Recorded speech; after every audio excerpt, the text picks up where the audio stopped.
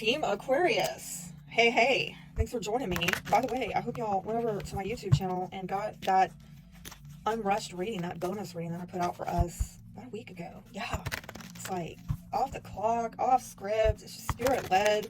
Man, it's like over an hour long. Okay, so if you missed it, go over there. Links are down below. But hey, let's talk about this new moon in Pisces energy. It's a Pisces stellium hitting our second house of personal income, possessions, values, self-worth. Oh my gosh. And if you are a Chiron and Aries baby like myself, right? Gen X, 70s baby, you are definitely feeling this, right? You feeling these self-worth issues, okay? Getting triggered. So, there may have been some blockages, okay? There's at this time some kind of heaviness or limitation or restriction having to do with your personal income, your values, your possessions. Hell, my possessions have been locked up for the last year in storage. Yes. Oh, I've got some stories, but look, maybe in some way you relate to that. Maybe your stuff is not locked up, but you're dealing with some kind of heaviness or bondage or restriction with these second house matters, and you're not clear about how to come out of it or when you're going to be able to come out of it. The good news is that this energy over the next 6 months is giving us an opportunity to figure out how to transcend these limitations and this heaviness, okay? And it might not be financial for some of you. If not, count your blessings, sweet Jesus, right? With all the problems going on in the economy, just it might be messing with your self-worth, like I said. But there will be positively aspecting this energy, Uranus and Jupiter and Taurus sextiling. And that's coming from our fourth house of home, family, sense of belonging. So perhaps there's some sudden positive shift going on with housing, where you live, where you reside, maybe a family dynamic. And it can also have to do with, just your foundation in life. Feeling grounded, feeling a sense of belonging, feeling supported, okay? So that is super benefic. And that housing issue, if something changes with that fourth house suddenly, for the better, that may be instrumental in helping us over the next 6 months to transcend whatever this limitation has been with these second house matters. Okay, so fruition. Oh my, yeah, I'm loving it. And notice that 3-7 breaks down to a 10, which breaks down to a 1. That's an ending and a new beginning. This might also have to do with something coming to fruition mid-September. Notice this is like a harvest moon. That would be, whenever we finally come into a full moon in Pisces 6 months from now, and this whole thing comes to fruition, like, holy crap, what's going to become of this time? And it might be something that you celebrate, that you're grateful for, that marks some kind of achievement in your life, where you've worked really hard to bring this new situation into reality. Maybe you've had to be patient. Maybe you've had to make sacrifice to make it happen. But this is something that you're going to be able to share with others. Some of you also are going to be focusing on your physical well-being at this time and not exhausting yourself in trying to work so hard to create this reality. I mean, like, I do get there's some work that has to be done to make this manifest, like working a crop, working a field. And summertime might be a very rigorous time where you're bringing all of this to pass, but I do see things by mid-September really turning out lovely for us. That is a super good omen. All right, let's see what the cards have to say for Aquarius. Oh, wow. We got a King of Air. So I did grab it from upside down, so let's just go with it. Somebody is not wanting to look at something. That is our energy. It could be another air sign, Libra, Gemini. Maybe seeing things from a perspective that others don't, and may be perceived as unreasonable, like, you're not going to talk me out of my vision, my view, okay? And 9 of Fire in reverse is what is coming together for you. So let's not take these necessarily in a negative tone, because some cards are actually positive in the reverse. Like 9 of Fire, if you've been questioning things, if you have been holding really good boundaries and protecting yourself and just standing your ground on something, you finally come out of that. All right, there is a warning here though about exhaustion, and so there's work ahead, and so be on guard, because you don't want to exhaust yourself.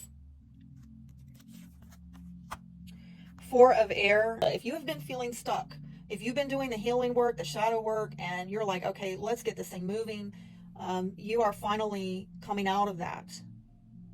But again, another card that can indicate something about burnout, exhaustion, and that needing to be guarded and tended to. So if you have been particularly in a relationship where maybe there's been some kind of estrangement or lack of progress, you're coming out of it. If you've been like me with your North Node in the 12th house, you've been on a bit of a sabbatical, dealing with some, spiritual work within yourself, personal healing, and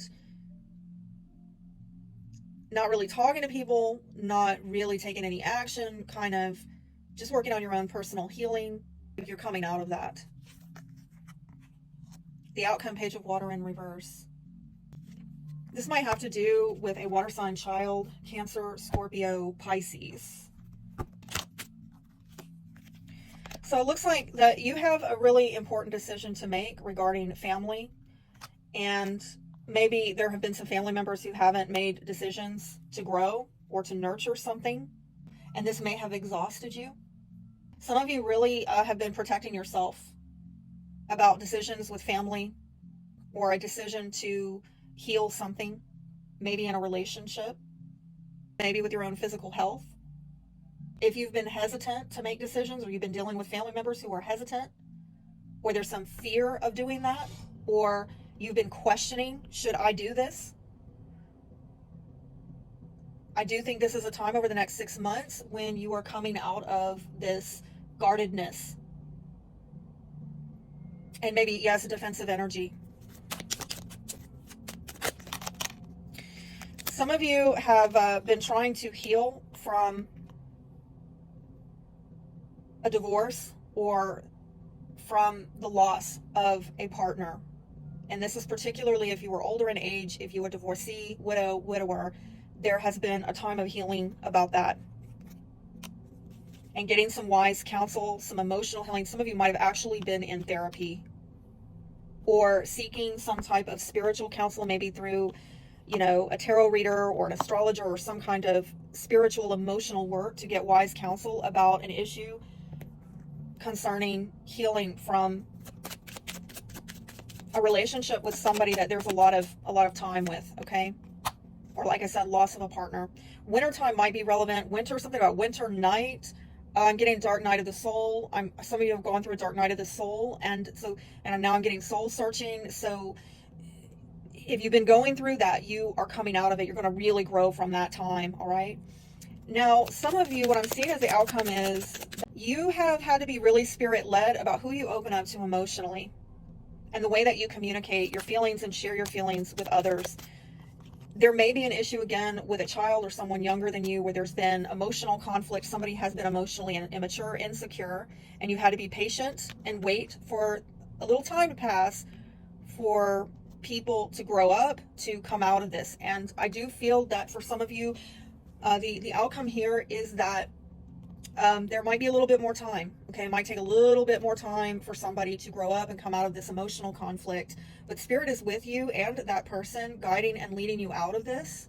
Spirit is giving you divine downloads, showing you how sharing feelings or the inability to do that in a mature way, like emotional insecurity, how that has created unnecessary conflict and has for a very long time. And so there's a lot of healing that's coming spiritually from that. All right, so what I'm seeing also is that what you're not going to be talked out of is your abundance, okay? Some of you, this might be an inheritance. Some of you, it might be, you take it how it applies. Somebody's not talking you out of your money. If somebody owes you a lot of money, they owe you a lot of money, and they are not going to convince you otherwise. Like, also, if you have dealt with a con man, if you have dealt with someone who was amoral, who played head games or mind games, somebody who might have played with your money, let's just say, maybe withheld information about money, inheritance, take it how it applies. No more. You ain't having it, okay? Nobody's talking you out of your abundance, Aquarius. I dedicate today to love is your word of affirmation. Notice how wonderful life can be when you approach each day with an attitude of love. Don't let them talk you out of it. Look at how much abundance you got. Be blessed.